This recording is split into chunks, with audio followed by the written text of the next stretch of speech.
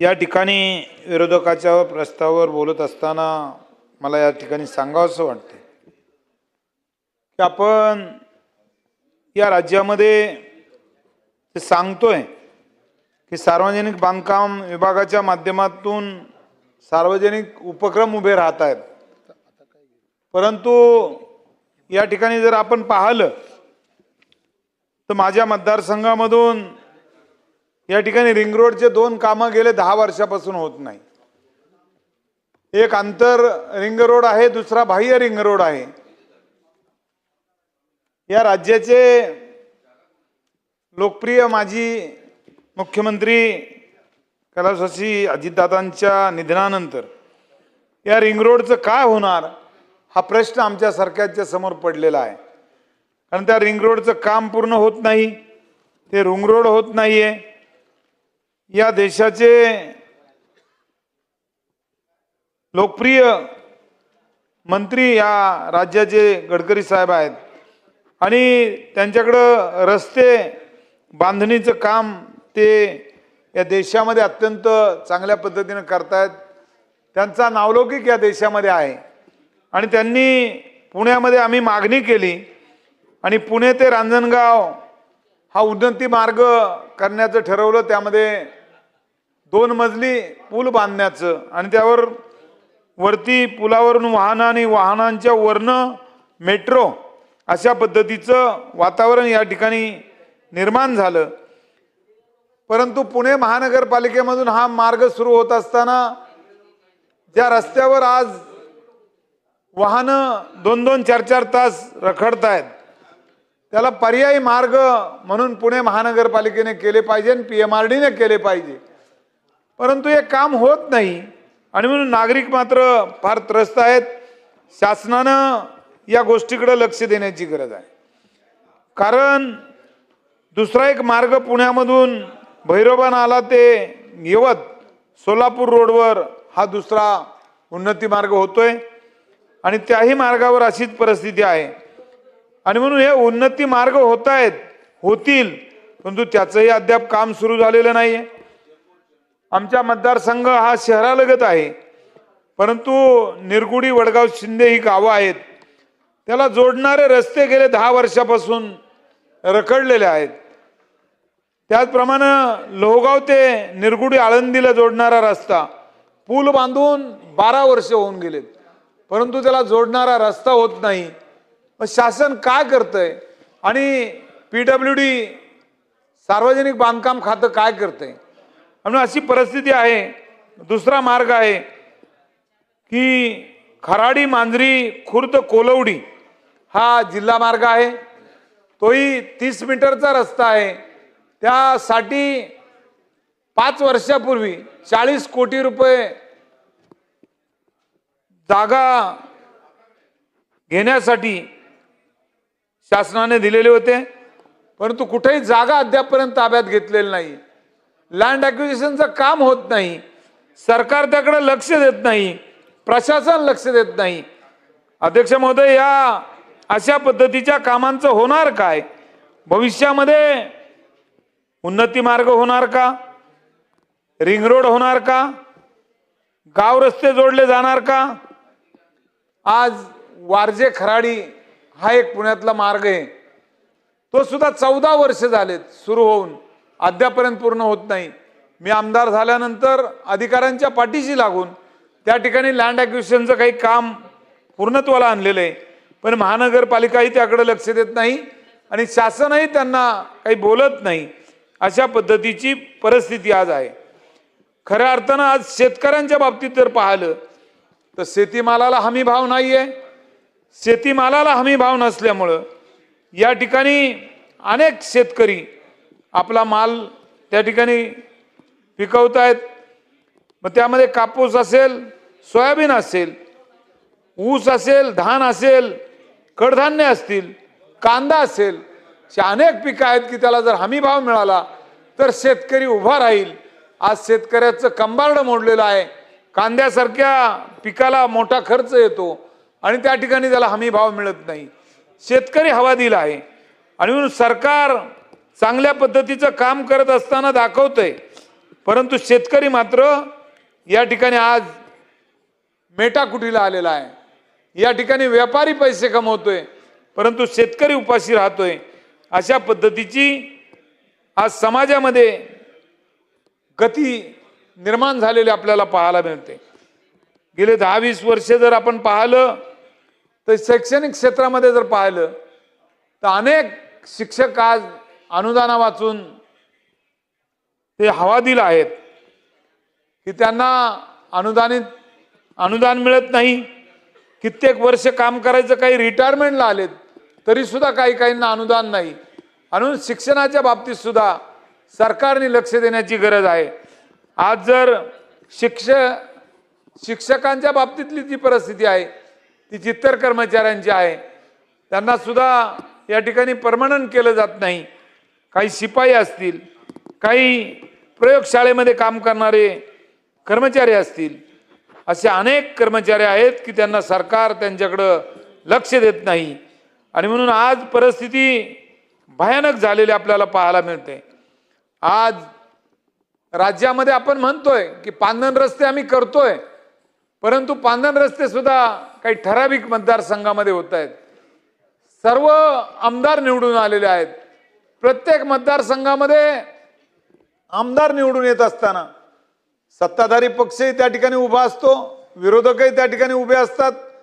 निधी देताना सुद्धा कुठेतरी सत्ताधाऱ्यांना आपण निधी देतो, परंतु विरोधकांना निधी देत नाही। परंतु विरोधकांना निधी देत नाही त्यावेळेस 40% का होईना लोक आज सत्ताधाऱ्यांच्या बाजूचे असतात। त्यांचे काय हाल होतात?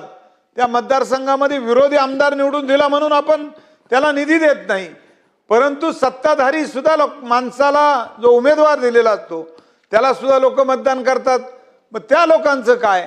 त्यांनी चूक केली का? त्या मतदारसंघामध्ये सत्ताधारी पक्षाच्या उमेदवाराला सुद्धा कदाचित 80,000 मतं दिली असतील, विरोधक निवडून आल्याला 90,000 मतं घेऊन निवडून आला असेल, कदाचित तो लाख मतं घेऊन निवडून आला असेल, परंतु 80,000 लोकांचा आपण विचार करणार आहेत का नाही हे सुद्धा सरकारने आज पाहण्याची गरज आहे।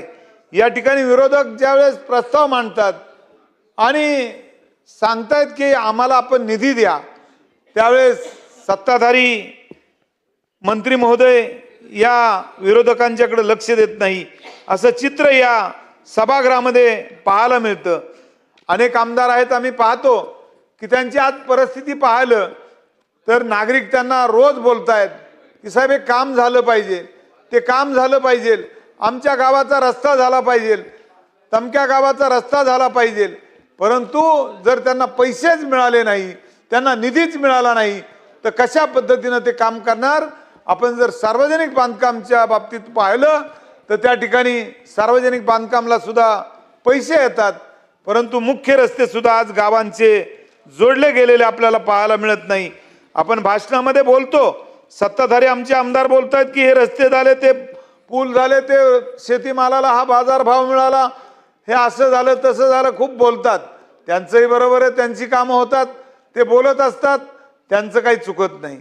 परंतु चुकतं कुणाचं? तर विरोधी जे आमदार निवडून येतात त्यांचं चुकतं। ते कितीही बोलले, काही बोलले तरी सरकार ऐकून घेतं, परंतु त्यांना निधी देण्याचं काम मात्र सरकार करत नाही। मग सरकार का करत नाही? मी सांगितल्याप्रमाणे या ठिकाणी कोणत्याही मतदारसंघामध्ये 40% का होईना लोक मतदान आपल्याही उमेदवाराला केलेलं असतं, आणि म्हणून त्यांची 10-20%, 25% तरी कामं करा, त्यांचं काम करा, तेही या आमदारांना मान्य पडेल। आपला पडलेला आमदार असेल त्याला निधी देण्याचा कदाचित काही आपण प्रयोग करा, त्यांना निधी दिला तरी हा आमदारांचं काम झाल्यासारखं होईल। परंतु आपण काहीच जर करणार नसेल तर जनता सुद्धा या ठिकाणी आपल्याकडं आशेने पाहते, आणि म्हणून सरकारने सुद्धा अशा गोष्टीकडे लक्ष देण्याची गरज आहे। आज आमच्या मतदारसंघामध्ये पाहिलं तर दररोज लोकांची घरं पाडली जातात, गोरगरिबांची घरं पाडली जातात। आम्ही शहरामध्ये निवडून आलो आणि ग्रामीणचा थोडा भाग आमच्यामध्ये आहे, परंतु ग्रामीणची मी आता दशा तुम्हाला सांगितली, परंतु शहरीकरणाच्या बाबतीत जर सांगितलं तर अनेक दलित वस्त्या आहेत, अनेक झोपडपट्ट्या आहेत, त्यामध्ये काम करताना सुद्धा दलित वस्त्यांना आम्हाला पैसे दिले जात नाही।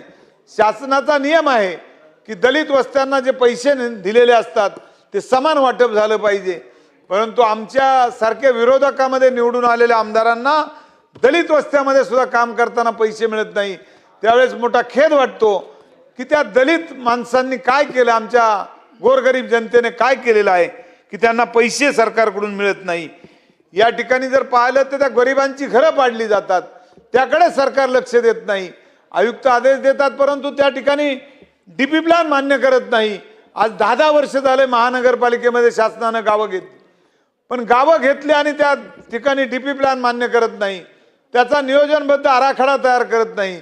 आणि मग आराखडा जर तुम्ही करणार नसेल, त्यांना मोजणी करून देणार नसेल आणि त्यांना म्हणणार की अधिकृत तुम्ही घरं बांधली पाहिजे, हा कुठला न्याय आहे?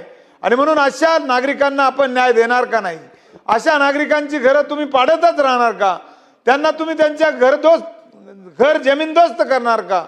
हा मोठा अन्याय आज सरकारच्या माध्यमातून शहरी मतदारसंघामध्ये झालेला आम्हाला पाहायला मिळतोय आणि मोठा असंतोष आमच्या सारख्याच्या मतदारसंघामध्ये आहे। गरिबांची घरं पाडतायत, शेतकरी होते त्या ठिकाणी जमिनीचं आता शेती राहिली नाही, तर आता प्लॉटिंग झालं, घरं बांधता येत नाही, रोजगार नाही, अनेकांना आपले प्राण गमवावे लागत आहेत। कारण आज शहरामध्ये उद्योगधंदे सुद्धा पाहिजे तेवढ्या प्रमाणामध्ये राहिले नाही। IT पार्क उभे राहिले तर त्यांना रस्ते आपण चांगल्या पद्धतीचे देत नाही। आपण म्हणतो की कंपन्या बाहेर जात आहेत, कंपन्या कशा थांबतील आपण जर त्यांचं नियोजन करणार नसेल। आज आपण पाहिलं की 2 दिवस ऐकतो की या ठिकाणी सरकार करार करते, अनेक देशामध्ये जाऊन करार करते, अनेक कंपन्यांचे करार करते, परंतु त्यांना तशा पद्धतीचं वातावरण आपण या राज्यामध्ये निर्माण करून देणार आहोत का नाही?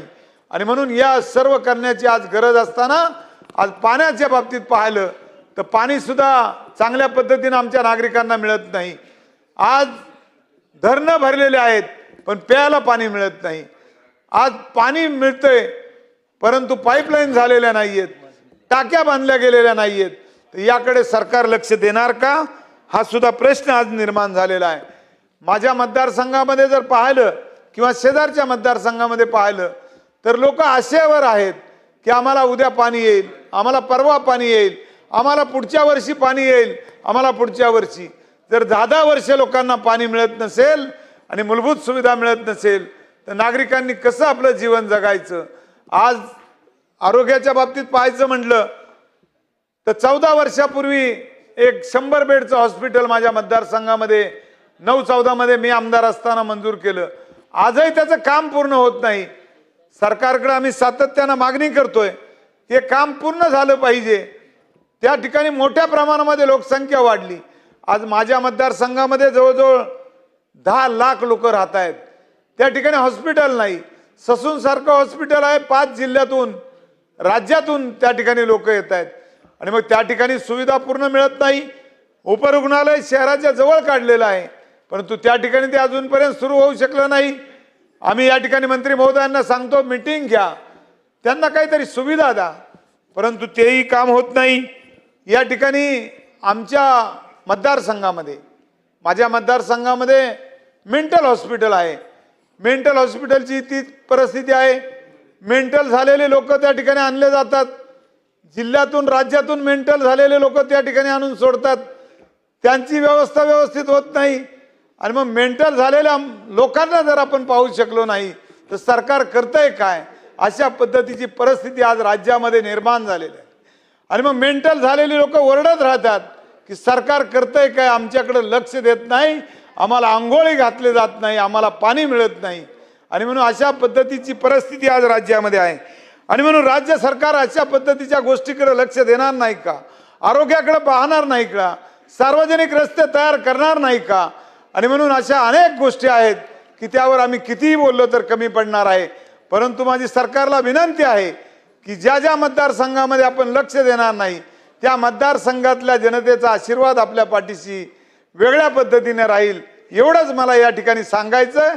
आपण बोलण्याची संधी दिली त्याबद्दल आपलं अभिनंदन करतो आणि या ठिकाणी थांबतो। जय हिंद। हेमंत उगले। धन्यवाद अध्यक्ष महोदय।